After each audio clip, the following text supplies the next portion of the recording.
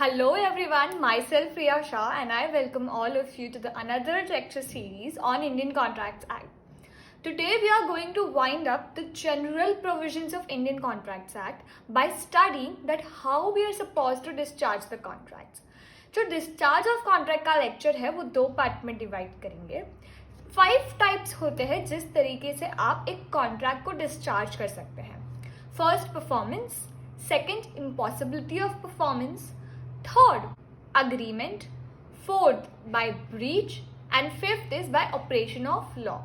In today's lecture we are going to study about the first two categories, that is how you are supposed to discharge a contract by performance and by impossibility of performance.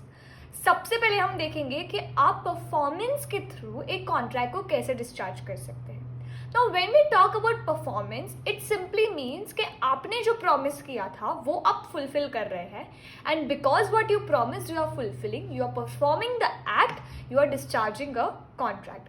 तो इस part पे हम mostly जो है वो sections की bear reading करेंगे और समझ लेंगे कि वो सेक्शन क्या बोलना चाहता है. It is not more of a technical understanding but just कि इस सेक्शन में ये पर्टिकुलर प्रोविजन में ये कहा गया है. तो चलिए स्टार्ट करते हैं प्रोविजन के सबसे फर्स्ट सेक्शन से. जनरल रूल जो होता है वो परफॉर्मेंस का, that is laid down under section 37. It states that the parties to a contract must perform or offer to perform their respective promises unless such performance is dispensed with or excused under the provision of this act or any other law. इसका simple मतलब है कि आपने जो भी action का promise किया है वो एक्ट आपको कंप्लीट करना है until and unless आपका परफॉर्मेंस एक्सक्यूज किया जाता है इस पर्टिकुलर एक्ट से या फिर कोई और other law for the time being in force. So except for this conditions you will have to fulfil your act. अब हम कुछ स्पेसिफिक डिटेल्स पढ़ेंगे परफॉर्मेंस के बारे में. सबसे फर्स्ट जो हम पढ़ेंगे वो ये है कि by whom a contract is to be perform, यानी कि कौन कॉन्ट्रैक्ट परफॉर्म कर सकता है. तो ये दिया गया है सेक्शन 40 में. It says if it appears from the nature of the case that it was the intention of the parties to any contract that any promise should be performed by the promisor himself, such promise must be performed by the promisor. In other cases, the promisor or his representative may employ a competent person to perform it. यानी कि हम इसमें दो type की condition की बात कर सकते हैं. एक, जब हमारा इंटेंशन ये था कि सिर्फ और सिर्फ जिस पार्टी के साथ हम कॉन्ट्रैक्ट में एंटर कर रहे हैं वो जो है वो कॉन्ट्रैक्ट को कंप्लीट करेगा. एंड सेकेंड कंडीशन ये कि हमने एक्सप्रेसली मेंशन नहीं किया और ना ही हमारा इंटेंशन था कि सिर्फ प्रॉमिसर ही कॉन्ट्रैक्ट को परफॉर्म करेगा. तो उस केस में या तो प्रॉमिसर हिमसेल्फ या फिर वो उसके कोई रिप्रेजेंटेटिव के थ्रू जो कॉन्ट्रैक्ट है वो परफॉर्मेंस उसका कंप्लीट करवा सकता है. दो एग्जांपल्स देखते हैं, एक जिसमें परफॉर्मेंस सिर्फ प्रॉमिसर कर सकता है और दूसरा जिसमें परफॉर्मेंस जो है वो उसके रिप्रेजेंटेटिव्स के थ्रू भी करवा सकता है. अभी जो फर्स्ट इलस्ट्रेशन है, it says A promises to pay a sum of money. He may perform this promise either by personally paying the money to B or by causing it to be paid to B by another. Now A dies before the time appointed for the payment. His representative performed the promise. अब यहाँ पे A ने promise किया था B को certain sum of money, but before providing for that money he dies. तो यहाँ पे जो A के रिप्रेजेंटेटिव्स है वो B को that particular amount of money दे सकते हैं, कॉन्ट्रैक्ट को पूरा कर सकते हैं. लेकिन एक और एग्जाम्पल देखते हैं जिसका इलस्ट्रेशन है, mister A promises to paint the picture for mister B.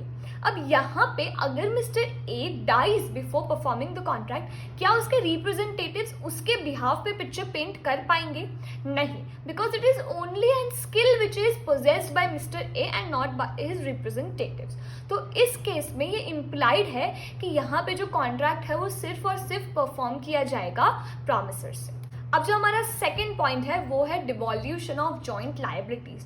Joint liabilities का सिंपल मतलब ये कि एक कॉन्ट्रैक्ट में एक साइड पे एक पार्टी है लेकिन अदर साइड पे there are more than one parties और more than one parties who have combined and who have agreed that they will jointly bear the liability. सबसे फर्स्ट प्रोविजन उसके रिलेटेड है section 42. It says where the promise is made jointly by two or more than two persons, all the said persons must fulfill the promise during their joint lives. In case any one of them dies before the promise is performed, their representative jointly with the survivor or survivors, as the case may be. In case all the promisers die before performance, the promise must be performed jointly by their representative. इसका मतलब ये कि अगर A, B, C तीन लोगों ने साथ में मिलके प्रॉमिस किया है एक कॉन्ट्रैक्ट को परफॉर्म करने का या फिर एक लायबिलिटी फुलफिल करने की, A जो है ही डाइज, तो A का जो रिप्रेजेंटेटिव है वो B और C के साथ में लायबिलिटी पूरी करेगा. अगर A, B, C तीनों मर जाते हैं तो A, B और C तीनों के जो रिप्रेजेंटेटिव्स हैं वो साथ में मिलके लायबिलिटी को कंप्लीट करेंगे. अब जो नेक्स्ट पॉइंट है वो है any one of joint promisor may be compelled to perform.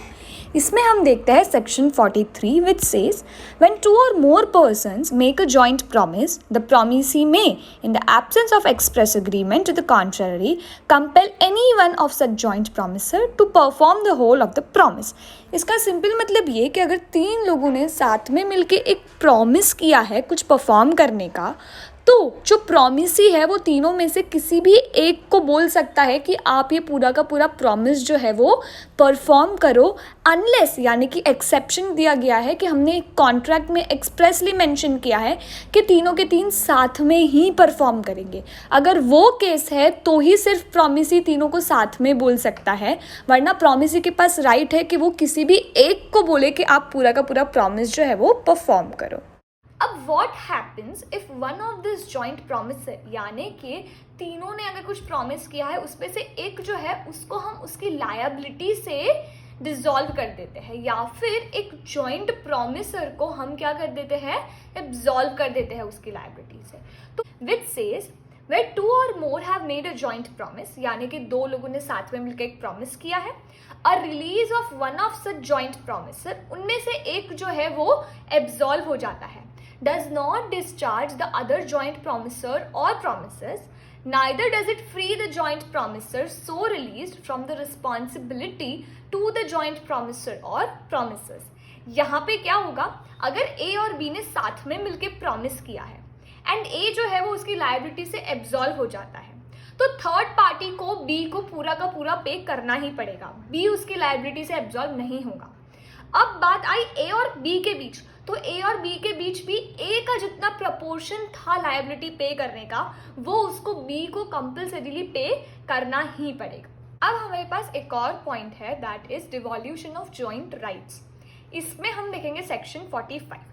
Now what does it states that when a person has made a promise to two or more persons jointly, then unless a contrary intention appears from the contract, the right to claim performance rests as between him and them during their joint lives and after the death of any of them with the representative of such deceased person jointly with the survivor or survivors, and after the death of the last survivor with the representatives of all jointly. हमने जिस तरीके से joint liability का provision देखा था जहाँ पे अगर A, B, C तीनों ने मिलकर एक लायबिलिटी पे करने का वादा किया है और A मर जाता है तो उसके रिप्रेजेंटेटिव्स B और C के साथ पे करेंगे, एंड इफ तीनों मर जाते हैं तो तीनों के रिप्रेजेंटेटिव्स पे करेंगे.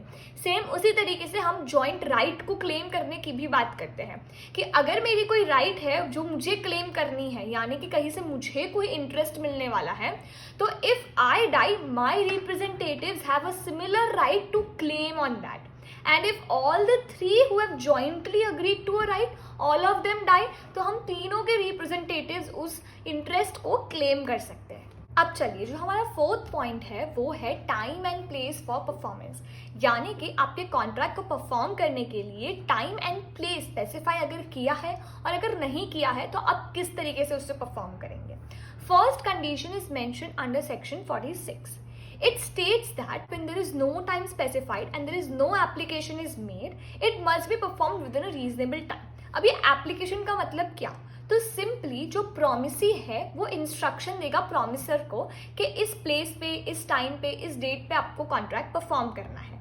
तो यहाँ पे एप्लीकेशन का मतलब है इंस्ट्रक्शन फ्रॉम द प्रॉमिसी. अब 46 ऐसा कहता है कि अगर आपके पास टाइम भी स्पेसिफाई नहीं है और ना ही आपके पास कोई इंस्ट्रक्शन है प्रॉमिसी से, तो आप जो है वो आपका कॉन्ट्रैक्ट एक रीजनेबल टाइम के अंदर कंप्लीट करेंगे. अब रीजनेबल टाइम क्या, वो क्वेश्चन ऑफ फैक्ट है जो जुडिशरी डिफरेंट केसेस के फैक्ट्स पे डिफाइन करे. अब second condition is mentioned under section 47.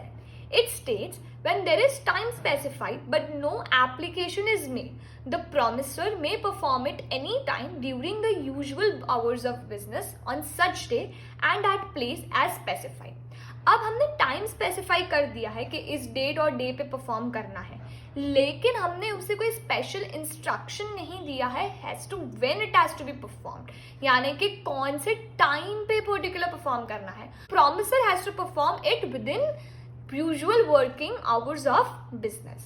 Now next we have section 48.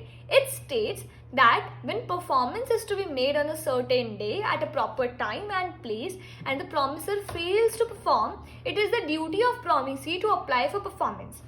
promisee ने लिख के दे दिया कि इस टाइम पे इस प्लेस पे इस तरीके से आपको परफॉर्म करना है, लेकिन promisor जो है वो परफॉर्म नहीं कर पाता है. So there is the duty of promisee कि एक बार उसे प्रोमिसर को रिमाइंड करवाना है परफॉर्मेंस के लिए. उसके बाद भी if promisor does not perform the contract can be discharged. Next situation है that is section 49 which says if promise is to be performed without application by the promisee and no place is fixed for the performance, it is the duty of the promiser to apply to promisee to appoint a reasonable place for the performance and to perform it at such place. हमने कोई place mention नहीं किया है और ना ही कोई instruction है promisee के थ्रू. सो प्रोमिसर की ये ड्यूटी होती है कि वो प्रोमिसी से मांगेगा एक पर्टिकुलर प्लेस और एक पर्टिकुलर टाइम जहाँ पे वो उसका कॉन्ट्रैक्ट परफॉर्म कर पाएगा. सो पहले वाले सेक्शन में हमने ड्यूटी देखी थी प्रोमिसी की और इस वाले सेक्शन में हमने ड्यूटी देखी है प्रोमिसर की. अब एक जनरल रूल जो है वो सेक्शन 50 में दिया गया है which says promisor is bound to perform the promise in any manner or at any time which the promisee prescribes a sanction. यानी कि promisee ने जिस डेट जिस टाइम जिस प्लेस पे जिस तरीके से कहा है कॉन्ट्रैक्ट परफॉर्म करने को, promisor is bound to perform the contract within those permissible limits. अब जो हमारा सेकेंड वे है डिस्चार्ज का वो है impossibility of performance. The word impossibility of performance simply states कि आपका जो परफॉर्मेंस है कॉन्ट्रैक्ट का वो बेसिकली या फिर सिंपली इम्पॉसिबल हो जाता है. अब जब आप इम्पॉसिबिलिटी पढ़ रहे हैं तो उसका एक बहुत ही बेसिक डॉक्ट्राइन है और बहुत ही इंपॉर्टेंट डॉक्ट्राइन है जो हम सबको पता होना चाहिए. That is doctrine of frustration. Doctrine of frustration का मतलब ही है कि बिकॉज ऑफ सर्टेन ग्राउंड्स या सर्टेन सिचुएशंस आपका जो परफॉर्मेंस है वो इम्पॉसिबल हो जाता है. सबसे पहले इस डॉक्ट्राइन को समझने के लिए हम एक केस समझते हैं which is an leading English law that is curl versus Henry. अब इस केस में जो डिफेंडेंट है उन्होंने एक फ्लैट हायर किया प्लेंटिफ का. अब ये जो फ्लैट उन्होंने हायर किया था वहां से क्लियरली जो रोड है वो रोड दिख रहा था. अब रोड देखने का रीजन सिर्फ ये था कि उस डेट्स पे जिस डेट पे उन्होंने हायर किया था फ्लैट उस डेट पे कोरोनेशन प्रोसेशन निकलने वाला था किंग का, तो उसको देखने के लिए उन्होंने जो ये फ्लैट है वो हायर किया. लेकिन because king got sick coronation procession was cancelled. तो यहाँ पे कोर्ट ने हेल्ड किया कि मेन जो परफॉर्मेंस ऑफ कॉन्ट्रैक्ट था that was dependent on this coronation procession, उसी के लिए फ्लैट हायर किया था. तो जब कोरोनेशन प्रोसेशन ही नहीं रहा तो ये जो परफॉर्मेंस है वो इम्पॉसिबल हो गया, इसलिए कॉन्ट्रैक्ट जो है वो फ्रस्ट्रेट हो जाएगा. अब ये सिर्फ एक ग्राउंड है फ्रस्ट्रेशन का. When we talk about doctrine of frustration, there are 6 to 7 grounds on which you can plead this doctrine. When you plead this doctrine, you are pleading कि जो performance है वो impossible हो गया है, hence the contract should be discharged. तो हम step by step वो सारे ग्राउंड्स देखेंगे. फर्स्ट है डिस्ट्रक्शन ऑफ सब्जेक्ट मैटर. बहुत ही सिंपल है कि मेन जिस सब्जेक्ट मैटर के बेसिस पे आप लोग एक कॉन्ट्रैक्ट में एंटर हुए हैं वो सब्जेक्ट मैटर जो है वो डिस्ट्रॉय हो गया है. सो फॉर एग्जाम्पल आप लोग एंटर करते हैं सेल ऑफ पोटैटो के लिए, purchase and sale of potato, लेकिन जो पोटैटो है वो पेरिश हो जाता है, यानी कि because of certain natural calamities it gets destroyed. तो मेन सब्जेक्ट मैटर जो पोटैटो है सिंस वही डिस्ट्रॉय हो गया है तो आपका जो कॉन्ट्रैक्ट है वो फ्रस्ट्रेट हो जाएगा, यानी कि डिस्चार्ज हो जाएगा. सेकेंड है non occurrence of a particular state of thing. तो इसका तो हमने एग्जाम्पल रिसेंटली देखा जो कि केस है क्रेल वर्सेस हेनरी, कि वहां पे एक पर्टिकुलर स्टेट ऑफ थिंग होने वाला था यानी कि कोरोनेशन प्रोसेशन, लेकिन non performance of that thing यानी कि non performance of that coronation procession, उसके वजह से जो आपका कॉन्ट्रैक्ट है वो इम्पॉसिबल हो गया। बेसिकली आपका जो कॉन्ट्रैक्ट है वो एक पर्टिकुलर स्टेट ऑफ थिंग के ऊपर डिपेंडेंट था, और सिंस वो स्टेट ऑफ इवेंट नहीं होने वाला है तो आपका जो कॉन्ट्रैक्ट है वो भी क्या हो जाता है, फ्रस्ट्रेट हो जाता है। अब जो थर्ड ग्राउंड है वो है डेथ और इनकैपेसिटी ऑफ द पार्टी। बहुत ही सिंपल कि अगर दो पार्टीज में से किसी भी एक पार्टी की परफॉर्मेंस से पहले डेथ हो जाती है या फिर they become insolvent when the contract becomes frustrated. Fourth है change of circumstance. Because of certain change of circumstance ऐसा पॉसिबल ही नहीं है कि आपको ये कॉन्ट्रैक्ट को परफॉर्म कर पाए, so what does it happens, the contract becomes frustrated. अभी जो चेंज ऑफ सर्कमस्टांस है वो मोस्टली ऐसे फैक्टर्स के साथ डील करता है जो हमने स्पेसिफाई नहीं किए हैं, यानी कि हमने यहाँ पे जो भी 6-7 ग्राउंड बोले हैं मोस्टली सारे ग्राउंड्स उसमें कंबाइन हो जाते हैं, but for an exceptional circumstance जैसे कि आप कोविड-19 देख सकते हैं। सो बिकॉज ऑफ कोविड-19 there are certain things which could not be performed in a contract, so that can be taken as a ground of frustration. Fifth है government administrative और लेजिस्लेटिव इंटरवेंशन। अब वर्ड से तो हमें समझ में आ गया है, इसका एप्लीकेशन कैसे होता है वो हमें मिलेगा case of metropolitan water board versus Dick current corporation limited.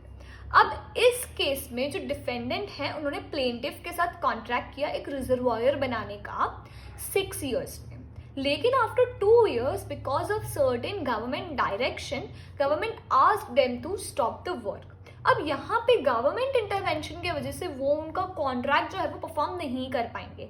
सो इस ग्राउंड से you can definitely plead doctrine of frustration and discharge the contract. Last है intervention of war. Because of war you could not complete your contract, then you can plead doctrine of frustration. लेकिन इसमें एक point आपको ये ध्यान रखना है कि अगर आपके नेग्लिजेंस के वजह से आपको पता है वॉर होने वाला है, you are given a stipulated time period कि आप उसमें आपके जितने भी कॉन्ट्रैक्ट्स अंडरटेकन है या फिर ऑलरेडी परफॉर्म करने बाकी है वो कंप्लीट कर ले, but still you are negligent enough to not perform it, तो उस केस में आप आपके कॉन्ट्रैक्ट का जो फ्रस्ट्रेशन है वो प्लीड नहीं कर पाएंगे। सो गाइज आई होप आपको ये जो 2 वेज है डिस्चार्ज के वो क्लियरली अच्छे से समझ में आ गए हो। Wait for the next lecture series जिसमें हम बाकी 3 ways of discharge of contracts discuss करेंगे। Till then happy learning, bye bye, take care.